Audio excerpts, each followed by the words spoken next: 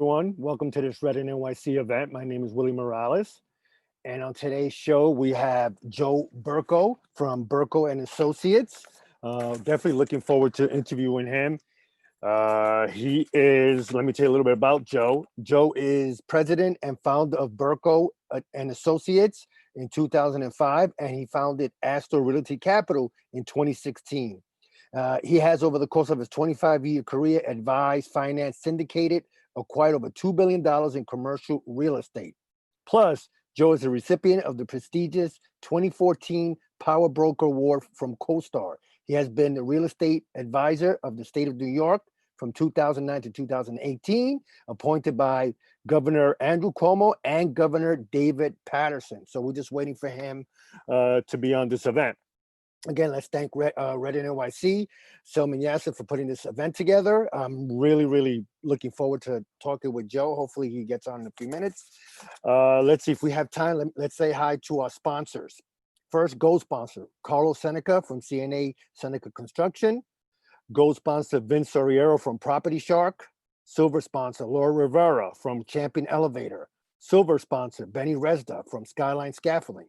Other sponsors, Amit Prasad from View, Yaya Mustak from Eco Safety, Michael Zeisman from City Bay Capital, Tariq Zuri from Hydrotech Environmental, Shoka Mamedov from Remax 100, and finally, John De La Fuente from Real Estate Prince. So anyway, again, thanks Salman for putting this event together again. Also, thanks our sponsors for being so kind and generous, especially what's happening now with this pandemic. We're doing this series I call it the interview series. And, I'm looking for, again, I always look forward to interviewing these entrepreneurs. They always give me incentive to do better. And give me a second. And here comes Joe. Boom. And let's say hi.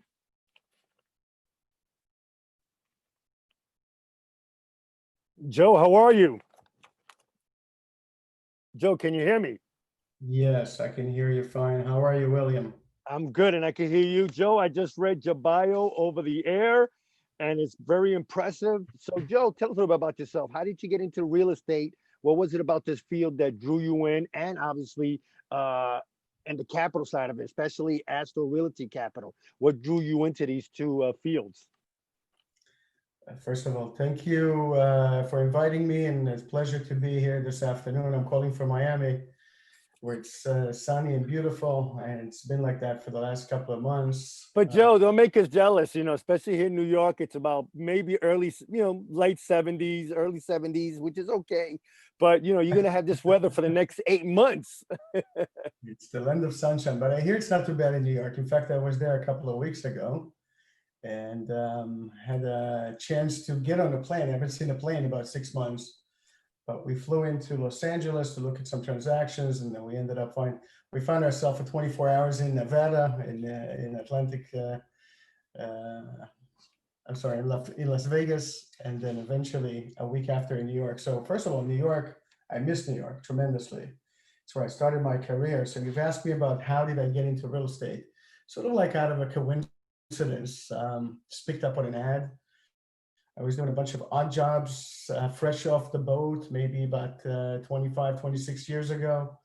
And something about this ad called me, and I liked the environment. I liked the atmosphere. It was a little bit different. And really soon after that, and by the way, I started in Queens, very modest office doing rentals in Forest Hills.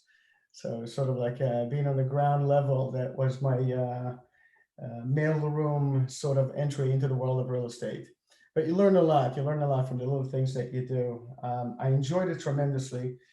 Baruch College at the time, poor man's Harvard, as it's known in New York, started a real estate program, a 4-year degree in real estate development. And so I jumped on that, and I started going into school, and I was working full time. So my life was kind of like 6 o'clock in the morning, 12 o'clock at night. Schoolwork for a good amount of years. And when I graduated, it was just after 9/11. So the city was frozen, companies were leaving New York. Nobody was hiring. And I had my aspiration to work at some large institutional firm and become an analyst. but that was not in the cards. Nobody was hiring. So I went back to do what I knew best and got back into real estate.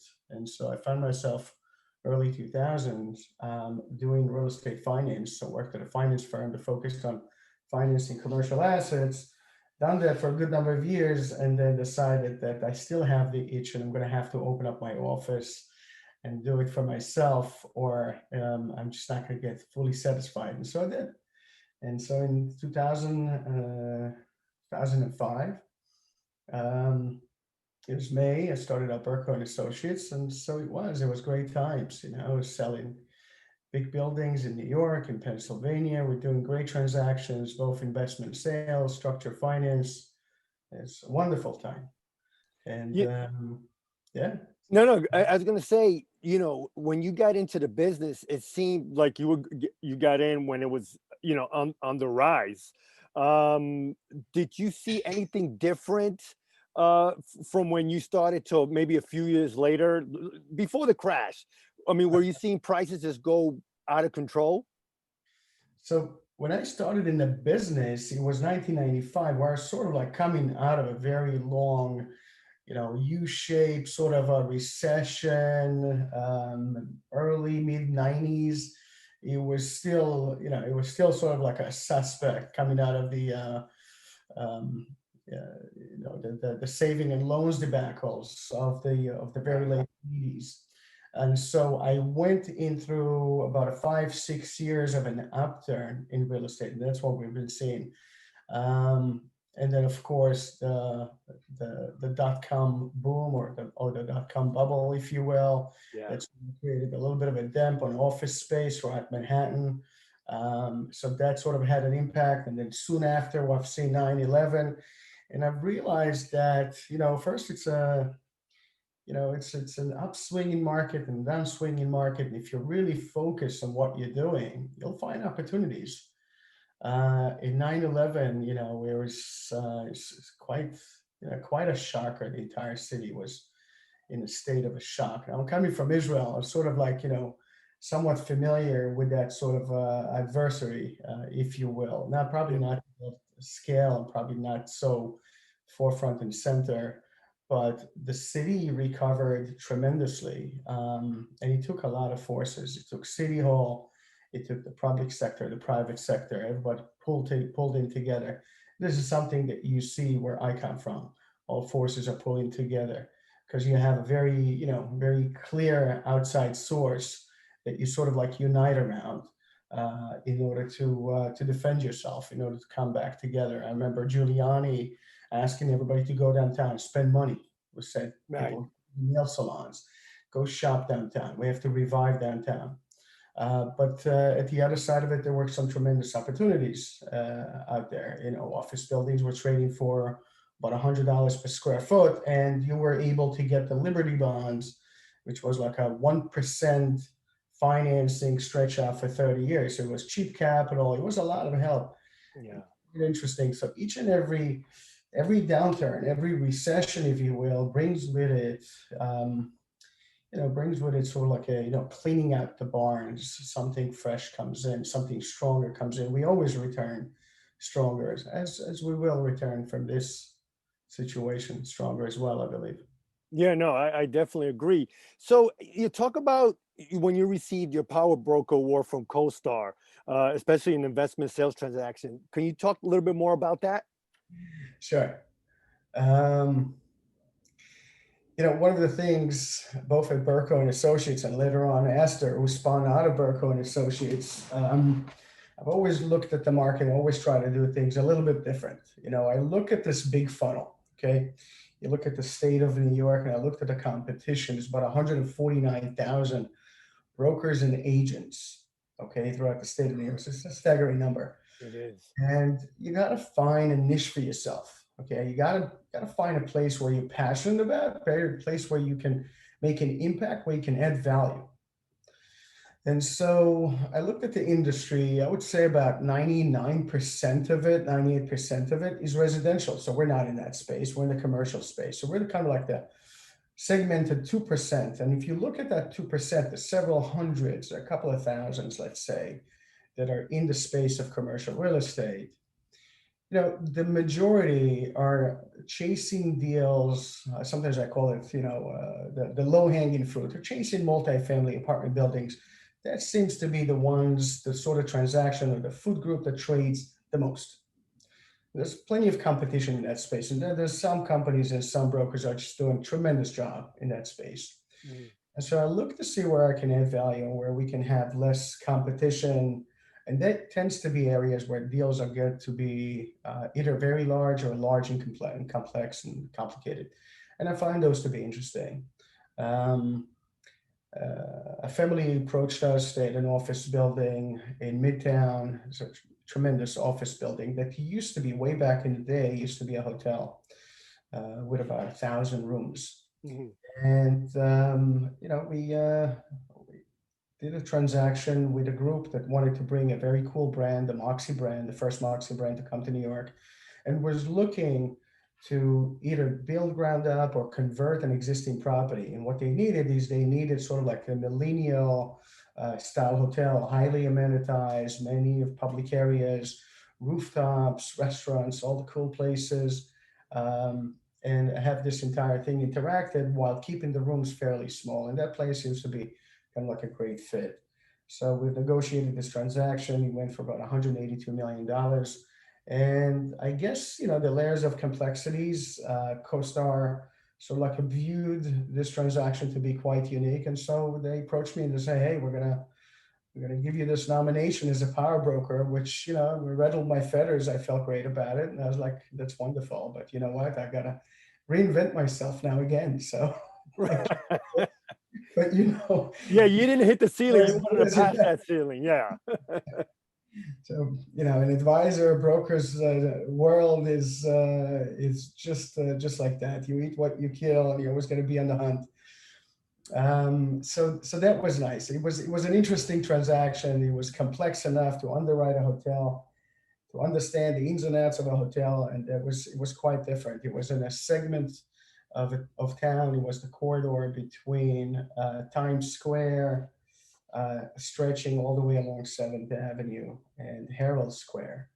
And I felt that those few blocks between 42nd Street and 34th Street, as sort of like there's going to be a couple of avenues that are just going to pick up because there's plenty of traffic in both those little segments, both those little bubbles, right? Tons of tourism, tons of retail. I'm not talking now, right? Right. And that stretch of a corridor at night simply goes dark. And I felt that, it would just simply makes great sense, hotels and retail, and have this entire area filled with retail and life and after hours sort of activities. And I think it's starting more and more to happen. So yeah, so that was the co-star designation, the power broker designation. No, that's great. I mean, because imagine you getting that type of award, and it seems like, okay, now I got this. Do I have to top it now? Do I have to get better at what I did previously? Because maybe people might judge you and say, okay, well, Joe did this, but what has he done lately? I mean, did you ever feel that type of pressure, or it was business as usual for you? Yeah, I found that if I'll try to compete against others in New York, and having said that, New York is probably the most competitive market in the world. If I Right. try to compare myself and compete with other folks, I'll never see the end of it. I'm just going to be miserable. So I'm just competing against myself. If my last kind of transactions was a certain size, then I'll do my best to top that off. And if the market sees it this way or that way, I have no control. I don't pay attention. It's one thing Again, I don't right. pay attention to. What others may think or what others may say. Just no end to that. No, again, I could imagine because again, you're always at the mercy of your last deal because you want to get better and better. Obviously, the goal is to make more money, but also have a win-win situation with your seller, your buyer, your end buyer, whatever that may be. So for Yeah. you, in 2009, David Patterson nominates you as a member of the Real Estate Board of New York. So tell us a little bit more about that. Like, how was that, being appointed by the governor? That's kind of cool. Yeah, it was kind of cool. Um, I was personal friends with the secretary of New York at the time, And we would just simply go into those long conversations about real estate in general, real estate as its impact people throughout New York, licensing issues. We just always go through those, long, lengthy conversations. And then she tells me that I've been nominated by David to be as a member of the board. It's a board of, it's a federal now mandated board for the state of New York. Every state has to have one. And it's composed of 13 individuals, out of which 5 are real estate brokers with a minimum of 10 years in good standing. And you go through this really rigorous application, 400-page credits and taxes and everything you can think of, and fingerprints and background checks and tax audits and all kind of different things. And you eventually become an advisor for the state of New York. It's quite the thing for me. It's great for the resume because you know as I mentioned earlier, it's 149,000 people that they can choose from. So it's a 2-year nomination. And I've done it for the last 9 years because when David Patterson left, Andrew Como stepped in and decided to ask me to stay for 2 more years. And that became another 2 years. And I became the secretary of the board. And so the overall was a 9-year experience. It's quite interesting. You get to see and to be part of the decisions and part of the influence for the city and how things are running as far as real estate matters. Essentially, if you think about it, we're there for the public. This particular board sits there and advises for the state how to operate and how to run things as far as real estate is related in the public's best interest. So we're speaking for the public, and every now and then we'll have people show up and to our board meetings and sort of like, we'll bring some interesting issues. Not everything was interesting. Some of the things are very mundane. But it was a great experience, and I'm really happy I've had the pleasure of taking part of it. Got to see how the city operates how the state rather operate for front and center, the bureaucracies. I had a chance to maybe add a little bit of value, maybe intervene a little bit, and maybe get things going to a certain extent, a little bit smoother, a little bit less bureaucratic. It's great people on the board. Everyone who's there, nobody gets paid. Okay. Majority of which are politicians, as I mentioned, the Secretary of State. It's a voluntary board. It's a political position, but it's a voluntary board. So it was quite interesting. So you saw a lot of things come and go, especially in the real estate industry, because again, the goal is to help other people out in the real estate industry. And I didn't know until you mentioned earlier there was so many brokers, agents, 149,000. And for you to be nominated for that position, that had for lack of a better phrase, stroke the ego a little bit, Joe. Good for the resume. When they audit your taxes and go through background checks and do a criminal check on you and you come out okay. Yeah. It's on your resume, especially today with Astro. We're involved in managing other people's capital. We're institutionally backed. We can talk about Astro a little bit if you wish. Yes, please. But essentially, we're syndicators of capital, and we have the integrity is the most important thing, and the preservation of capital is the most important thing. So our investors, they need to feel that the capital is in the right hands, in very capable hands. So that helps. It actually helps. So it's good for the resume. It's good. It makes makes our investor feel very comfortable. On top of all the other operations that we do, obviously. Right. Talk a little bit more about Astro Capital. Like, how did you decide that this is a field you wanted to get into? How did you know that? What did you see that you needed to get into this space in capital lending, so to speak? So the story of Astro Realty Capital, as an advisor, I was working with advising public companies, raising capital overseas, turning companies into reporting entities on the Tel Aviv Stock Exchange, working with pension funds, working with all sorts of groups. advising private individuals, advising family offices on a number of transactions, whether it is to buy, to arrange for capital, and so on. Well, after around 20 years of doing that, I felt that it was time that we've gained enough experience, knowledge, reputation, to go and start doing it on our own. And so we've embarked on this new venture, which I call Astro Realty Capital. Astro Realty Capital is essentially private equity arm of Berko and Associates. We're institutionally backed. But the majority of our capital comes from Israel. Okay. It's an institutional group. And with them, we primarily invest in equity transactions in three main markets between the West Loop of Chicago, New York City, Brooklyn, Queens, Manhattan, South Florida, and major markets throughout Florida. So these are the geographical locations we're looking at. So at the West Coast right now, it's a conversation. So, with our depth of knowledge in the market, in capital markets, our access to the banking industry, the banking world, variety of lenders throughout up and down the capital stack, a number of players, our connections over the course of 20 plus years, 25 years I'm in the business. Everything sort of like comes together into this concept of Asta Realty Capital. So we manage capital into a variety of projects.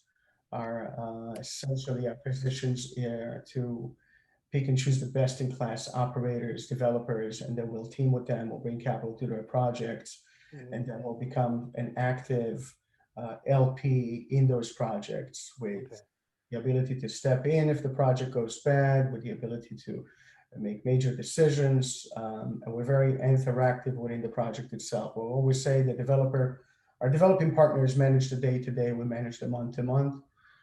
And it's growing. Our portfolio right now is probably composed of close to 1 million square feet of developments in those three major markets, and growing. We're hoping to probably double that by probably second quarter of 22. Right. And we'll see from there. Joe, are you guys strictly, obviously commercial that you're talking about, but are you in the office market at all, or is that something you looking to stay away from, or maybe down in the future you might get into the office space? What do you, if you can, what do you see about the office space now, that especially what's happening with the pandemic and pretty much making a mess of things here, especially here in New York City? At least at the beginning, yeah. You can see I'm having my Zoom from my bedroom, so I'm working from my private house out of Miami, and I think that a lot of us are doing the same and enjoying it probably to a great extent. It's hard to say where office is going to shake out. There's no doubt that there's going to be some losers in this equation. Industry is sort of like changing, and it's been changing fairly rapidly. So no, we don't have exposure to office right now. Our entire portfolio is composed of a little bit of value adds and a lot of ground up multifamily construction. We have about 65,000 square feet of retail, but again, this is neighborhood retail. Right. That is geared towards the day-to-day necessities. So I don't expect that to be overly impacted. But we don't have any exposure to hospitality, logistical space, the industrial space. I think it's going through some sort of a bubble. It seems to me it's hard for me to make sense of those numbers. And as far as office, we are looking, we're checking very carefully. We've seen a number of transactions, we've bidded on one, but it always have a very strong core element. So for example, one of the last transactions where made a bid on was an office building that's sort of like outside of Manhattan. That's 75% occupied by an anchor tenant, a national institutional anchor tenant. And so our exposure to the last 25% lease up risk is very much minimized. So we can carry debt service, we can even make some distribution, even if we'll stay 75% occupied. So we're looking at things fairly carefully. but we're also yield driven, and I'm not quite seeing the sort of yields that I'm looking for in office, and I am seeing it, however, in ground up construction. So I think that for the foreseeable future, we'll probably stay in that space. We are taking a defensive approach, however, in the construction. So, for example, the transactions we're negotiating now, or the two transactions we're pursuing right now, are deals that we sort of like sandwiched a safe position of pref equity that's generating for us very high, teen or into the low 20s sort of returns with a very nice cushion of equity coming from the sponsor. Both of those transactions are institutional size, ground up rentals. One has 300 units, the other one is going to be 225 units. Good operators, very, very deep experience, excellent reputation. This is sort of like the triple C's that I call sometime that I like to turn into my triple A. So I look I look at the collateral, the real estate. I like to see that is something that we like and understand. I like to see good credit and the ability to bring lenders. It's important to us that our partners come with good capital Right. and character, which is the last C, but the most important one in my book. The character of the partner that we choose is extremely important to us. And so I like to say I like to turn my triple C into a triple A, and if that works, then we'll start getting interested. No, I understand. So, because the reason why I brought up the office market, Joe, I had heard, and in fact, I seen it was on CNBC about 5, 6 months ago. And again, the reason why I bring it up about that because this one investor was saying that he saw most of his workers' productivity go up because they were working from home. They were doing 9, 10, 11 hours a day. Either they were taking care of a sick one or a newborn or whatever, Mhm. but they would be more productive. And he also says that he might see in his line of work, his business, where 20% of the work or his workforce will work from home. So that's Mhm. why I was asking, like, how do you see the office market, especially in the next 3 to 6 months, or if that's hard to predict, maybe in the next year? Because if this is the case, like you said, you're working from home, I'm from home. Um, is office going to be something that people are going to invest in the future or is the office space instead of, let's say, and I'm throwing a number, 10,000 square feet of office space, maybe they might go down to 8,000 and save 2,000 square feet? Again, I don't know if my question or my summation makes sense. Makes perfect sense. The question here is where's the new equilibrium for office, and where's the new value for office, and how do you underwrite office today? And so I would say that most will take the same thing. They'll take a very defensive approach. I'll probably hit occupancy rate by an extra 5% or so, just to be on the safe side. So, office center office that would have been occupied on an average by 92%, or will probably be underwritten at, I don't know, say call it 85, 87%. Right. Will naturally starts getting downward to some extent by a certain percentage. Well, so already you have some sort of a drop in value. Now you have the element of uncertainty that goes along with it. Who's coming back to office? How much office space we need? We all need to be clustered in a center city, or can we actually take some office space in suburban markets? Is there going to be a pushback to suburban? I think all of those questions are right on the money. And therefore, because of uncertainty, because there's anticipation, naturally, and an anticipation of seeing some drops in occupancy, and with it, some drops in rents, then I believe that office is about to go through a new equilibrium. Is it going to be trading for less, 10% less, 15% less? I don't have a crystal ball. It's hard for me to say. It's Sure. a little bit too early. I'm tracking transactions. There was a beautiful transaction that has happened now in South Florida, in Fort Lauderdale. A beautiful deal of over 413,000 square feet. So we're tracking everything that goes on in our markets and the markets that we pay attention to. But I think those that are making the jumps into office right now, are taking a certain amount of risk, and I hope that it's getting well calculated into the price. Right. So for you, where do you see your company, Berko and Associates? Let's talk about them first. Like, what's the plan for the fourth quarter of this year and the first quarter of next year? Again, sorry that I put you on the spot. And the same thing for Astro Capital. What's the goal for the fourth quarter and first quarter of next year? Sure. For Berko and Associates, money never goes out of fashion. We're actively working with our clients, refinancing existing loans and placing new capital whenever new capital is needed. Not so much acquisitions. We don't see too much of that right now. It's mainly refinancing and trying to get out of expensive debt into lower expense, lower interest rate sort of a debt. On the side of Astro Realty Capital, we're back in the hunt. We're really back big time. We're ready to deploy capital. Thank God we have good amount of dry powder behind us. And we're very hungry. Most of our transactions are going to be focused around ground up rentals that makes certain sense. We don't want to see anything that is sort of like the nosebleed section. We don't want to see $100 per square foot, heart of Williamsburg, with all the bells and whistles. And we shy away from those deals to begin with. Now in this time, I think that this market is going to come through some sort of it's going to go through some hard pains as well. We're already seeing some drops in rents and with it some drops in occupancy. So it has to sort of like, be a fit. It has to be somewhere mid-market, mid-pricing. That's what we'd like to see.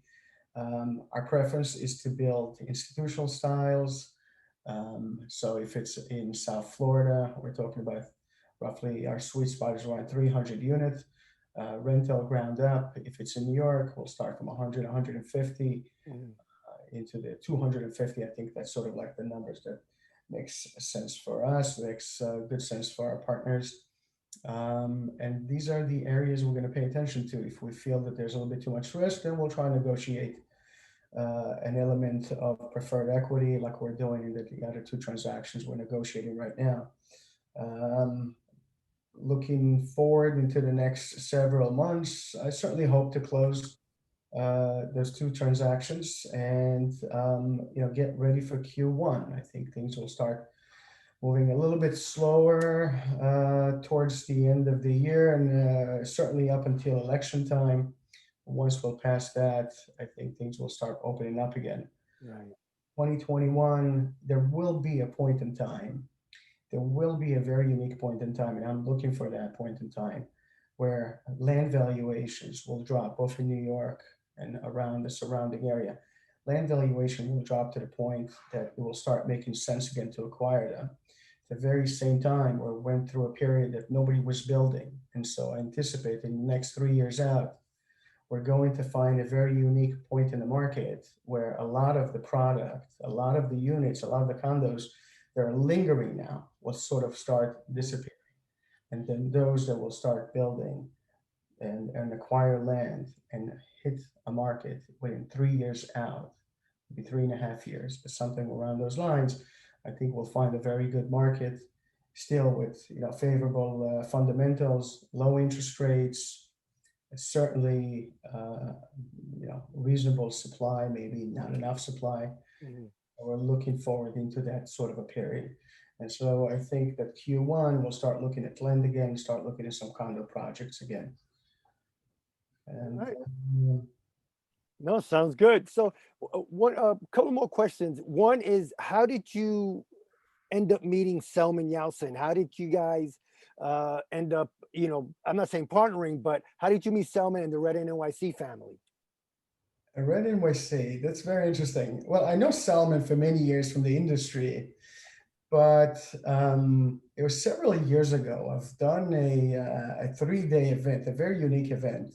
I've teamed up with the Israeli Building Center, sort of like the biggest networking group, the real estate networking group in Israel.